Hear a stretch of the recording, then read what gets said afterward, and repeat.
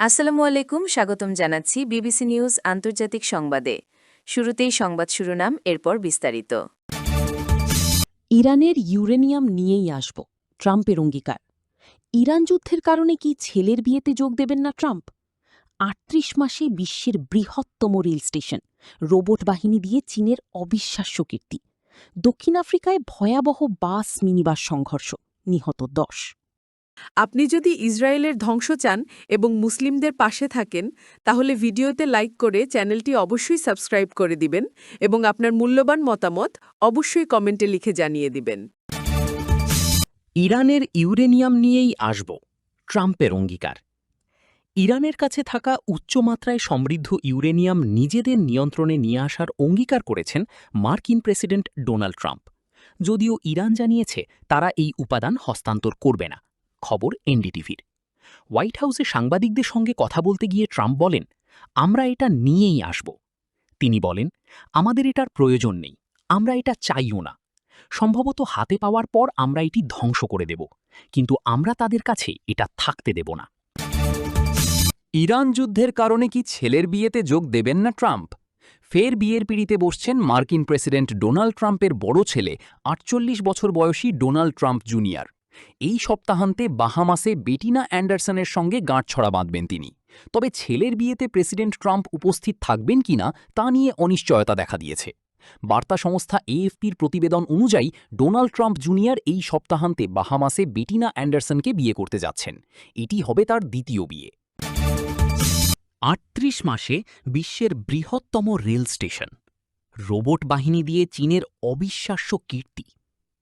সদ্য সমাপ্ত গত সপ্তাহে মার্কিন প্রেসিডেন্ট ডোনাল্ড ট্রাম্পের উচ্চ পর্যায়ের সফরসঙ্গী দলের অংশ হিসেবে ইলন মাস্ক চীন সফর করেন। সফরকালে তিনি নিজের সামাজিক যোগাযোগ মাধ্যম এক্সে, সাবেক টুইটারে, চীনের চংকিং ইস্ট রেলওয়ে স্টেশন নির্মাণের একটি ভিডিও শেয়ার করেন। মেঝের আয়তনের দিক থেকে এটি বর্তমানে বিশ্বের সবচেয়ে বড় রেল স্টেশন। গণপরিবহন নিয়ে অতীতে বহুবার সংশয় প্রকাশ করা ইলন মাস্ক কেন এই ভিডিও শেয়ার করলেন তা নিয়ে বিশ্বজুড়ে কৌতূহল তৈরি হয়েছে। তবে এর চেয়েও বেশি আলোচনায় এসেছে স্টেশনটির নির্মাণ কাহিনী। কারণ মানুষ ও রোবটের সমন্বয়ে মাত্র ৩৮ মাসে এই বিশাল স্থাপনা নির্মাণ করে নতুন নজির গড়েছে চীন। দক্ষিণ পশ্চিম চীনের অভ্যন্তরে অবস্থিত চংকিং শহরটি জনসংখ্যা ও প্রশাসনিক পরিসরের দিক থেকে দেশটির বৃহত্তম শহরগুলোর একটি এবং গুরুত্বপূর্ণ অর্থনৈতিক কেন্দ্র। দ্রুত বাড়তে থাকা যোগাযোগ চাহিদা পূরণ এবং বিদ্যমান উত্তর স্টেশনের উপর চাপ কমাতে নির্মাণ করা হয়েছে চংকিং ইস্ট রেলওয়ে স্টেশন। এটি কেবল একটি রেল স্টেশন নয়, বরং বিশাল বহুমুখী ট্রানজিট কমপ্লেক্স। ২০২৫ সালের মে মাসে সাধারণ মানুষের জন্য এটি উন্মুক্ত করা হয়। বিশ্বের অনেক দেশ যেখানে বড় অবকাঠামো প্রকল্প শেষ করতে কয়েক দশক সময় নেয়, সেখানে চীন ১.২২ মিলিয়ন বর্গমিটারের এই বিশাল স্টেশন নির্মাণ করেছে মাত্র ৩ বছরের কিছু বেশি সময়। দক্ষিণ আফ্রিকায় ভয়াবহ বাস মিনিবাস সংঘর্ষ, নিহত ১০। দক্ষিণ আফ্রিকার পূর্বাঞ্চলীয় প্রদেশ উম্পুমালাঙ্গায় ভয়াবহ সড়ক দুর্ঘটনায় অন্তত ১০ জন নিহত হয়েছেন। বৃহস্পতিবার ২১ মে সকালে একটি মিনিবাস ট্যাক্সি ও যাত্রীবাহী বাসের মুখোমুখি সংঘর্ষে এই প্রাণহানি ঘটে। স্থানীয় কর্তৃপক্ষের বরাতে চীনের সংবাদ সংস্থা সিনহুয়া জানায়, দুর্ঘটনাটি ঘটে স্থানীয় সময় সকাল ৫টা ১৫ মিনিটে। Mpumalanga department of community safety, security ও লিয়াইজনের বরাতে বলা হয়েছে, নিহতদের সবাই মিনিবাস ট্যাক্সির যাত্রী ছিলেন, যার মধ্যে চালকও রয়েছেন।